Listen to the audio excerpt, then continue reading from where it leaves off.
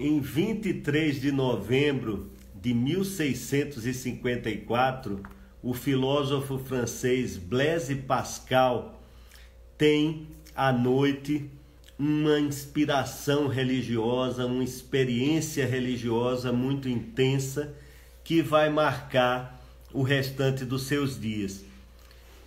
Pascal, nessa noite, escreve uma página a respeito dessa experiência que ficou conhecida como Memorial.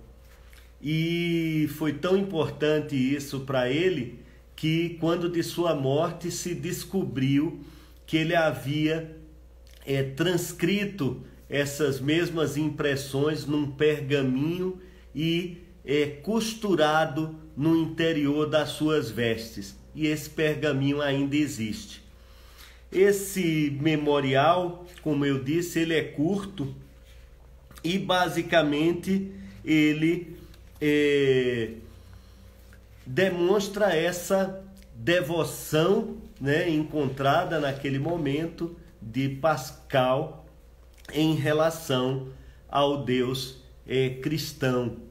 Então ele diz, ano da graça de 1654, segunda-feira, 23 de novembro, dia de São Clemente, e ele escreve fogo e diz: Deus de Abraão, Deus de Isaque, Deus de Jacó, não dos filósofos e dos doutos. Certeza, certeza, sentimento, alegria, paz, Deus de Jesus Cristo. E mais algumas outras coisas que ele escreve no mesmo sentido. Pascal nasceu em 1623, morreu em 1662, portanto não tinha ainda 40 anos, e essa experiência ocorre em 1654. Ele é um filósofo muito importante, muito marcado por essa crença religiosa.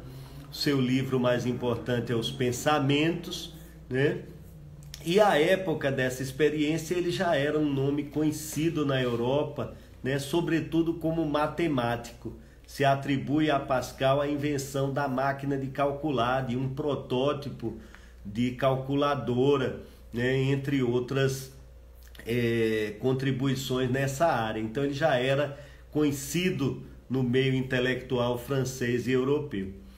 E Pascal, ele já era cristão, já era católico, mas depois dessa noite ele tem uma adesão mais forte à religião, e logo em seguida ele vai em busca de um monastério perto de Paris, chamado essa ordem de Port-Royal, em francês, Porte-Royal, e ele vai em busca desses abades e fica lá recolhido com eles um período, e é uma ordem inspirada sobretudo em Santo Agostinho, que é um filósofo católico, mas cujo pensamento é muito baseado na fé, na graça, e menos na razão.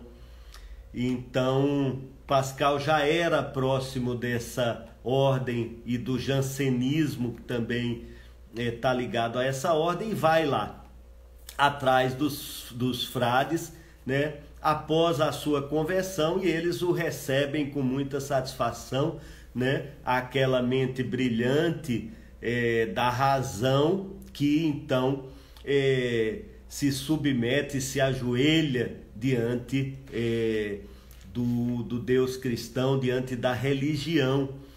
E Pascal é ali recebido pelo religioso, o Senhor de Saci.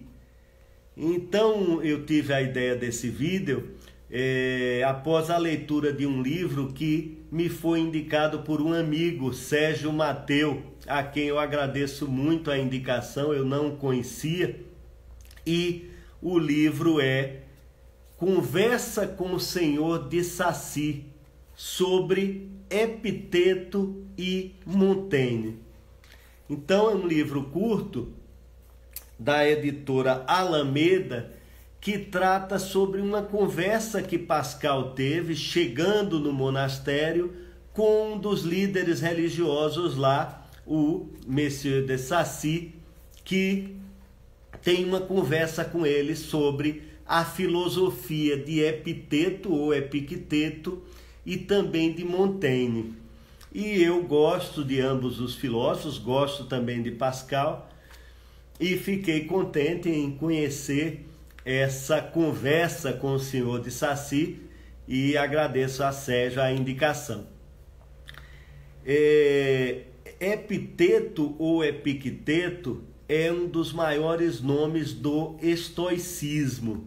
E Montaigne, né, com seus famosos ensaios, é um filósofo que não se deixa classificar facilmente numa escola, e eu tenho no meu canal do YouTube um vídeo sobre ele. Mas aqui na conversa de Pascal com o senhor de Sacy é sobretudo o ceticismo de Montaigne, o ceticismo, que é uma escola filosófica da antiguidade, conhecida também como pirronismo, de Pirro de Eleia, e é isso que Pascal foca na sua conversa com o senhor de Sacy.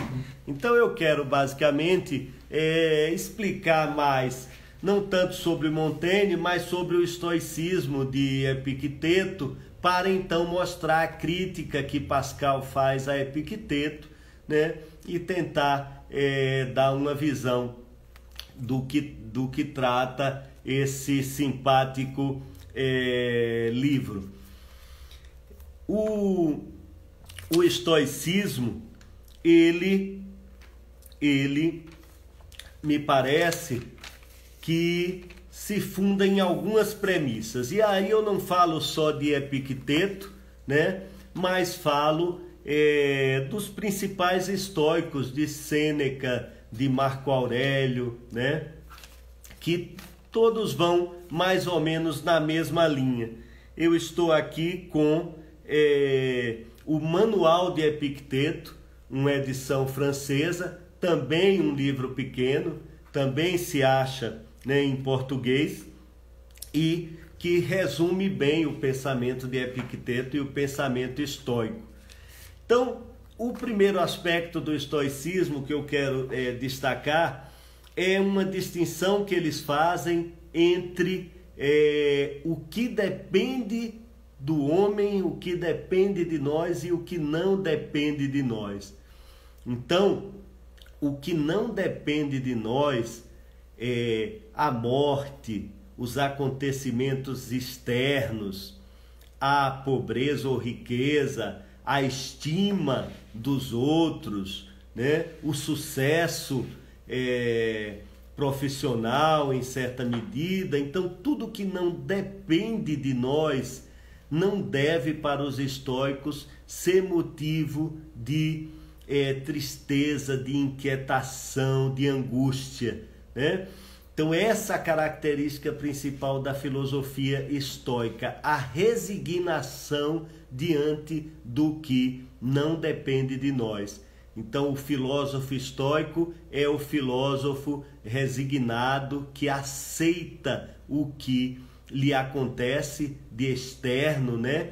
Essas perdas, o que nós consideramos perdas, né? De seres amados e de quaisquer outras coisas, o estoico aceita isso com serenidade. Então isso é um sinônimo mesmo do estoicismo, né? Essa resignação, uma certa impassividade, né? Uma fleuma dos filósofos estoicos diante dos acontecimentos externos, né? Justamente porque, se não depende de nós, não deveria nos causar angústia, né? Nós devemos estar preparados para essas perdas, porque não temos nenhum controle sobre elas. Então, em algum momento aqui do seu manual, Epicteto vai dizer: perdeu sua esposa, não pense assim, pense que a devolveu, né? Então, nós não temos nada de garantido conosco, né? a não ser aquelas coisas que dependem de nós. E aí nós vamos para o segundo ponto do estoicismo principal. O que é que depende de nós? A virtude, né? O agir pessoal. Então, os estoicos, eles defendem essa ideia da felicidade, aceitar o que não depende de nós e sermos virtuosos, né, na nossa vida moral, que é o que depende de nós. Então, agir bem, agir com honestidade, agir com destemor, agir com moderação, agir com prudência. Então, os estoicos são entusiastas da virtude, né? E os estoicos entendem a sua filosofia como algo capaz, né, de nos propiciar uma felicidade inabalável. E André Comte Sponville, num de seus livros, ele vai dizer, né, os estoicos acreditam que sua filosofia constrói em torno deles uma fortaleza inexpugnável, né, que não pode ser penetrada, não pode ser abalada essa tranquilidade do estoico. O estoicismo, ele, enfim, basicamente seriam essas as duas, né, características principais do estoicismo. Então, Pascal é um admirador de Epicteto, sim, dessa filosofia de Epicteto, e é um admirador de Montaigne. Então, quando ele encontra o senhor de Sacy, o senhor de Sacy, segundo o secretário que ouviu essa conversa depois e que registrou isso, diz que o senhor de Sacy sempre conversava com as pessoas sobre o que lhes interessava. Então ele, com muita base, com muito conhecimento, puxa esse papo com Pascal, quando Pascal chega no monastério, sobre esses dois filósofos, e aí Pascal faz 2 discursos relativamente grandes sobre esses filósofos, e o senhor de Sacy intervém 2 vezes, na primeira vez de forma um pouco mais longa. Então, o que Pascal vai dizer, primeiro de bom sobre Epicteto, é que ele gosta de ler Epicteto, porque Epicteto mostra a maioria dos homens que estão em busca de bens externos, da riqueza, do poder, do sucesso. Epicteto mostra que nada disso traz a verdadeira paz, a verdadeira felicidade. Então, essa é a parte que Pascal gosta da filosofia de Epicteto. Mas Pascal, como religioso, né, e tendo tido aquela experiência religiosa recente, vai repreender em Epicteto o que ele chama de uma soberba, uma grande soberba. Por quê? Porque, de alguma forma, há alguma imprecisão sobre se os estoicos criam ou não em Deus, né? Muitas vezes eles creem no cosmos, em uma ordem, né, no logos, né, como uma ordem impessoal que regula tudo, né, mas não me parece que seja esse Deus pessoal do cristianismo, né? Talvez ali alguns os deuses os deuses antigos greco-romanos, né? Mas em geral eu vejo mais como uma crença em algo impessoal. E de qualquer forma, a filosofia estoica, ela, apesar de ela levar à aceitação do destino, uma aceitação completa do destino, né? Que Nietzsche vai também aderir a isso, mas não me parece que é por um sentimento religioso como no cristianismo, né? é mais o estoicismo um esforço racional, né, de encontrar a melhor forma de viver. Então, o que Pascal critica em Epicteto justamente é essa soberba, é essa presunção de que o homem pode encontrar uma formulação que faça dele um ser 100% em paz, feliz e protegido, né, nessa fortaleza de que fala André Comte Sponville, sem precisar muito dessa noção da piedade divina de Deus. Então essa é a crítica a Epicteto. E quanto a Montaigne, nós vimos no outro vídeo que Montaigne de alguma forma adere ao ceticismo antigo. Então, para ele não há um fundamento último da verdade, apesar dele também ser católico, né, e viveu antes de Pascal, no século XVI, mas Montaigne, o catolicismo não influencia muito a sua visão filosófica. Então Montaigne, ele de alguma maneira não acredita nas verdades absolutas, e Pascal, num belo discurso sobre Montaigne, contido aqui nesse livro, ele fala da grande dúvida de Montaigne, né?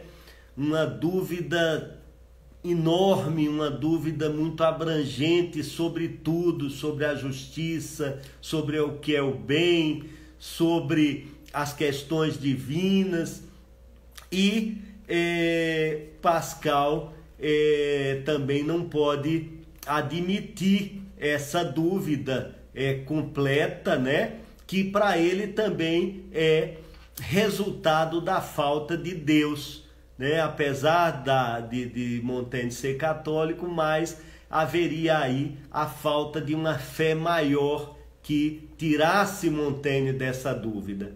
Mas ao mesmo tempo ele gosta de Montaigne porque aquele século XVI é um século onde começa a surgir o racionalismo, né? A ciência moderna, começam a surgir pensadores ateus que de alguma forma não consideram necessária a existência de Deus para a explicação dos fenômenos, e a dúvida de Montaigne sobre os próprios fundamentos da ciência agrada a Pascal. Então, o senhor de Sacy responde a Pascal muito impressionado com o seu conhecimento desses dois autores, mas o senhor de Sacy adota uma postura mais conservadora e mais religiosa e mais baseada em Santo Agostinho, e considera que as formulações tanto de Epicteto quanto de Montaigne são desnecessárias para quem tem fé, né?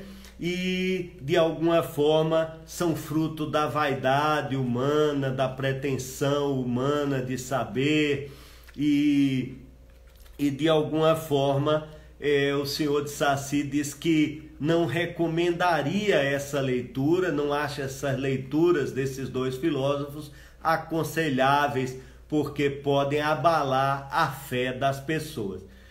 E Pascal, de forma muito respeitosa ao senhor de Sacy, retoma a palavra e torna a dizer ao senhor de Sacy que aceita seu sábio pronunciamento, mas que ele, Pascal, gosta dos dois filósofos, porque pelas razões que eu já disse, mas também porque a insuficiência que ele vê na obra de cada um dos dois apontariam no sentido da necessidade da fé, da crença, né? Como uma forma justamente de corrigir o que era distorcido na visão dos dois filósofos.